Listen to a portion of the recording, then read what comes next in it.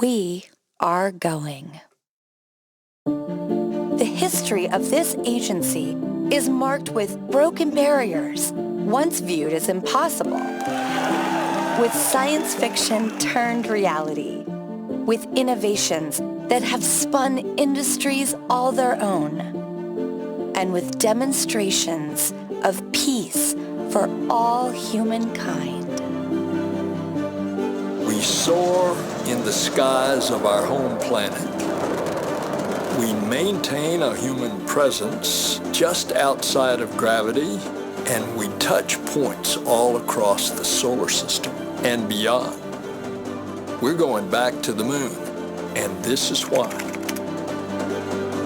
The moon is a treasure trove of science.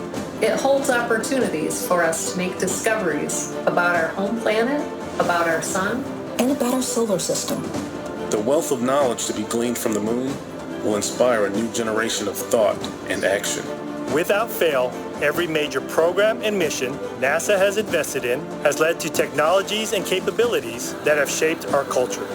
The breakthroughs of the Artemis era will define our generation and the generations to follow. The tens of thousands of jobs associated with propelling us to the moon today are just the beginning of a lunar economy that will see hundreds of thousands of new jobs develop around the world. This is not an ambition of one entity or one country. The exploration of the moon is a shared effort, woven together by a desire for the greater good. Why the moon? Because the missions of tomorrow will be sparked by the accomplishments of the Artemis generation today. Because the ambition to go has already begun. And because Mars is calling. We need to learn what it takes to establish a community on another cosmic shore.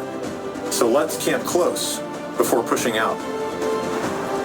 And so, we go to the moon now, not as a series of isolated missions,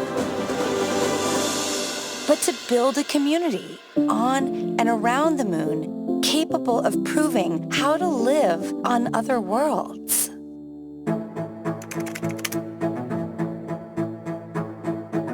We'll use the lessons from more than 50 years of peaceful exploration to send a new generation to the lunar surface to stay.